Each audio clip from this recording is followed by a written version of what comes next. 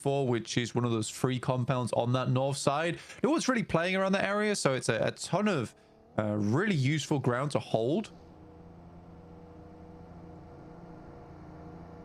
Yeah, it's unfortunately that's not what counts. It's if you actually get the nade on in. That's what you're looking for. I mean, Team Secret, they believe them though. That's the thing. They really do. They're like, oh, it's a bit scary. Wait, maybe we could send one back. There's some okay nades. Good chip damage as well. Molotov just goes a little bit long. They're not quite sinking them down. Oh, it corrals them though.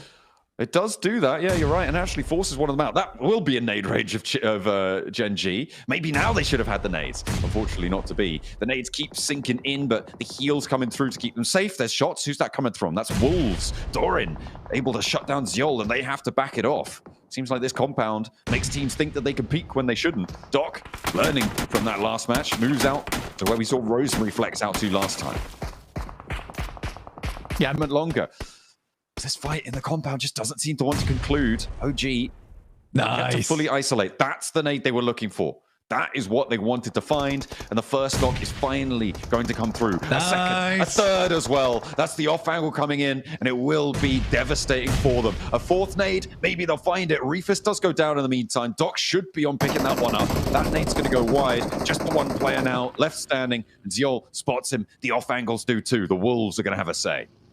I mean, a Tanky's picking up points from the back of this as well over towards Team Secret. Again, it's not an easy nade to throw for Zyol. It really does quite take some precision.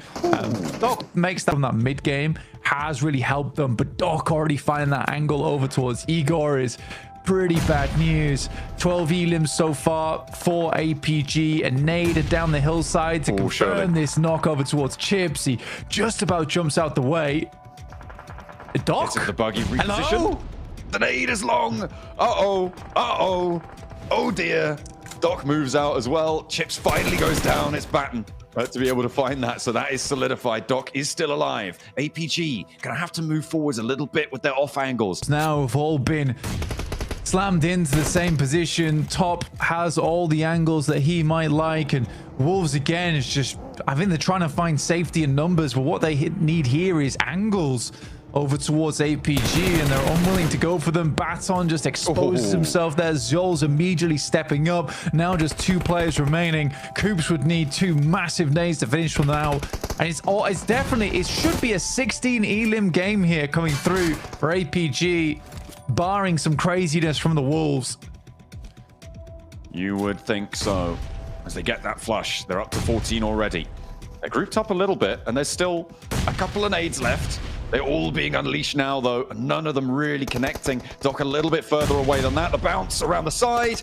He just steps out in time. Doc just about in cover. He knows nades. He knows what's going on there.